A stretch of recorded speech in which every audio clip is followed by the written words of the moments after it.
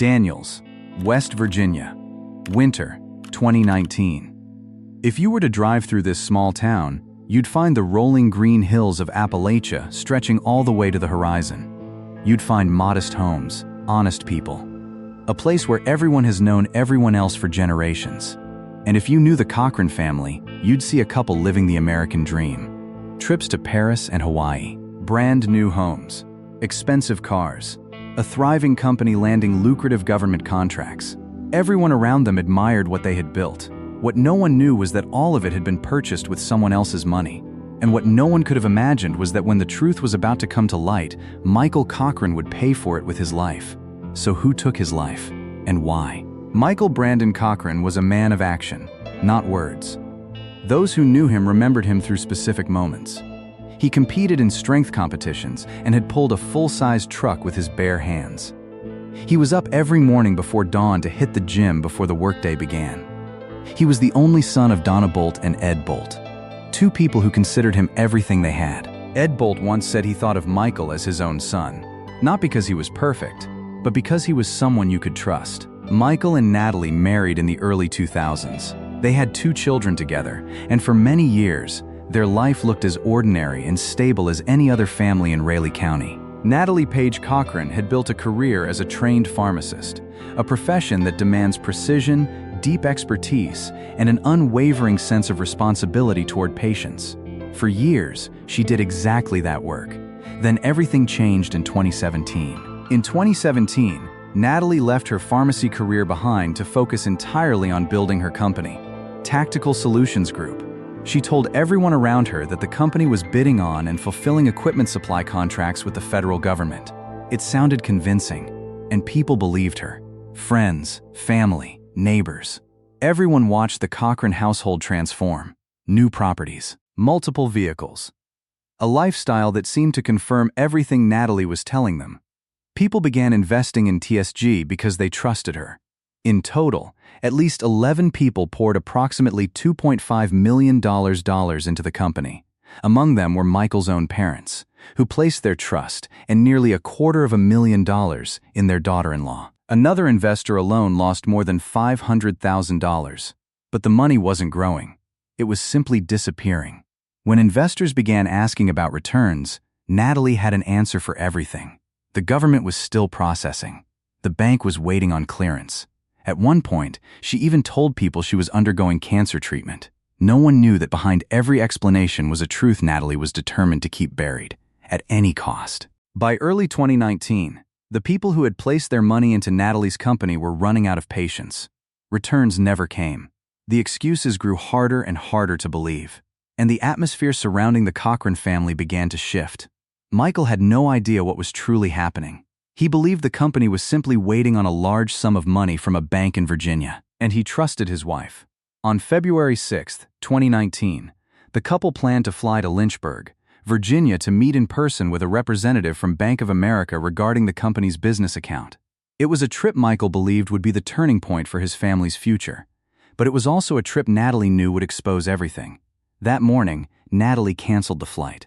On the morning of February 6, 2019, the same morning the flight had been canceled, Michael went nowhere. He stayed home. Not long after, something began to change. He grew weak. Then he collapsed onto the kitchen floor and stopped responding to those around him. Friends of the family were at the Cochran home that day. When they saw Michael's condition, they immediately urged Natalie to call an ambulance. Natalie refused. She told them Michael didn't like hospitals, that he would sleep it off. I want you to really think about that for a moment. A husband is deteriorating right in front of everyone's eyes, and his wife, a trained pharmacist, refuses to call for help, insisting he'll be fine on his own. It wasn't until Michael's condition became absolutely critical that Natalie finally brought him to the hospital. By then, it was too late. At the hospital, doctors intubated Michael and fought to save his life. He never regained consciousness. On February 11, 2019, Michael Brandon Cochran passed away at a palliative care center. He was 38 years old. His death was ruled to have occurred from natural causes. Life moved on. Michael's family grieved, and everyone in the community of Daniels believed the story was over. Then, 4 months later, in June 2019, One investor had finally had enough. They contacted local authorities and reported what had been happening inside Natalie's company. When police arrived at the Cochran home, they weren't there to investigate a murder. They were there to investigate financial fraud. But what they found inside that house changed everything. During the search of the Cochran home, police discovered something that stopped them cold: a vial of insulin. No one in the Cochran family had diabetes. There was no explanation for it. That single discovery caused investigators to look at Michael's death through an entirely different lens. And they made a decision that his family never saw coming. In September 2019, the body of Michael Brandon Cochran was exhumed from a cemetery in Raleigh County. Medical examiner Dr. Paul Uribe conducted the autopsy. The results revealed the presence of unprescribed insulin in Michael's system, at levels that could not naturally occur in a person without diabetes. The cause of death was formally revised. This was not a natural death. It was a homicide. Following the release of the autopsy results, the investigation shifted into an entirely new direction. Detective Tim Bledsoe led the investigative team. He and his colleagues began combing through thousands of text messages pulled from both spouses' phones, tracing every small detail across the months leading up to Michael's death. What they found stopped them in their tracks. The messages revealed that Michael had absolutely no idea what was truly happening with the company. He trusted his wife completely. He genuinely believed the trip to Virginia would bring money back to the family and to the investors who had placed their faith in them. But the messages revealed something else as well. Natalie had been systematically isolating Michael from his own family, particularly from his mother, Donna Bolt. There were instances where Natalie had canceled family gatherings, citing Michael's poor health as the reason. Donna Bolt, a retired nurse, was never notified that her son was in critical condition until he had already been admitted to the intensive care unit. One by one, every piece of the puzzle was falling into place. In June 2019, police executed an arrest warrant for Natalie Cochran in Daniels, Raleigh County, West Virginia. She was taken into custody on 26 counts related to financial fraud and held while awaiting trial. In September 2020, Natalie pleaded guilty to wire fraud and money laundering in federal court. In 2022, she was sentenced to 135 months in federal prison and ordered to repay $2.5 million to her victims. But the investigation into Michael's death was far from over. In November 2021, just 6 months into her federal sentence, law enforcement came to see Natalie once again. This time, it had nothing to do with financial fraud. Natalie Cochran was arrested a second time, now charged with first-degree murder in the death of her husband, Michael Brandon Cochran. At the criminal trial, Natalie Cochran made the decision to take the stand in her own defense. She denied everything. She told the jury she had never injected anything into her husband. She claimed Michael's death was the result of health problems that had been building long before that February morning. The defense constructed their argument around the theory that Michael had died from long-term abuse of supplements and steroids.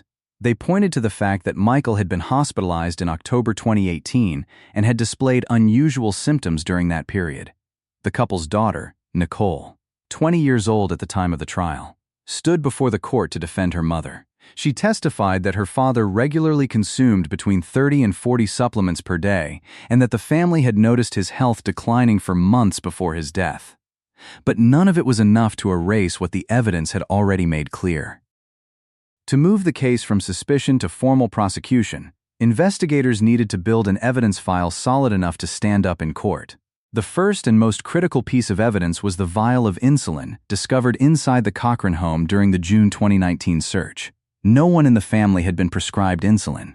There was no legitimate reason for that vial to exist in that house. The second piece of evidence was Michael's hospital medical records, which documented an extremely abnormal and dangerously low blood glucose level at the time of his admission. That reading, combined with the exhumed autopsy results, formed the scientific foundation for the insulin poisoning allegation. The third piece of evidence was the digital data extracted from both spouses' phones. That data established 3 critical facts. First, that Michael had no knowledge of the fraud scheme. Second, that Natalie had actively worked to cut Michael off from people who might have uncovered the truth. And third, that the planned trip to Virginia represented a direct and immediate threat to everything Natalie had been concealing. The fourth piece of evidence was the complete financial record of TSG, which showed no evidence whatsoever of any government contracts being fulfilled and revealed that investor funds had been used entirely for personal expenses. Taken together, these 4 bodies of evidence led prosecutors to one conclusion. There was more than sufficient grounds to formally charge Natalie Cochran with first-degree murder. On January 29, 2025, after 9 days of trial at the Raleigh County Circuit Court in Beckley, West Virginia, the jury began deliberations at 9:34 in the morning. Prosecutor Ashley Eckerd told the jury plainly that Natalie had faced only 2 choices on that fateful morning: confess to everything, or eliminate the one person who would find out the truth. The defense countered that all of the evidence was circumstantial and insufficient to meet the standard of proof beyond a reasonable doubt. The jury disagreed. In less than 2 hours, they returned to the courtroom. Natalie Cochran was found guilty of first-degree murder. As the verdict was read aloud, Natalie showed no emotion whatsoever. The following day, the mercy phase began. Natalie's family pleaded with the jury to give her the possibility of parole after 15 years. But Donna Bolt, Michael's mother, stood before that jury and told them that Natalie had shown her son no mercy. She asked the jury to do the same. No mercy. Judge AHLL. Kirkpatrick sentenced Natalie Cochran to life in prison without the possibility of parole, to run alongside the federal sentence she was already serving. When the verdict was announced, Donna Bolt walked out of that courtroom with tears streaming down her face.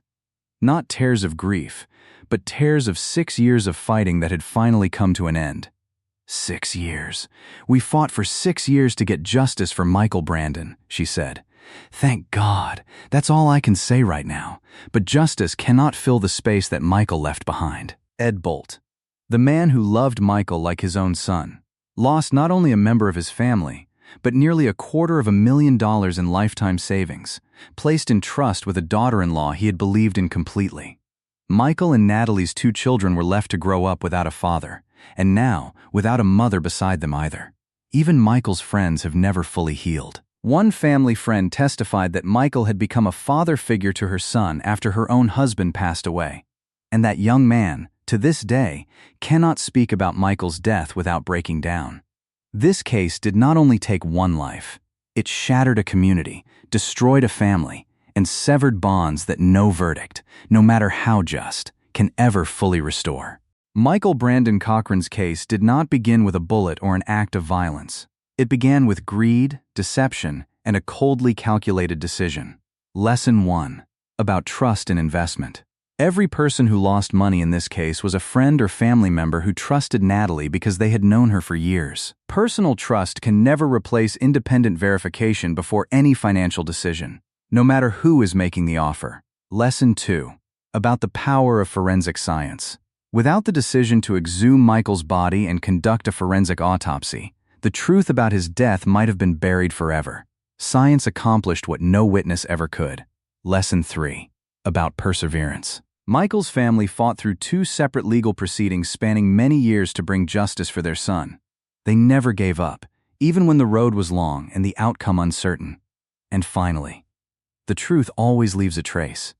Whether it is a vial of insulin in a home or the financial records of a shell company, evidence exists somewhere, waiting for someone to find it. Remember his name: Michael Brandon Cochran.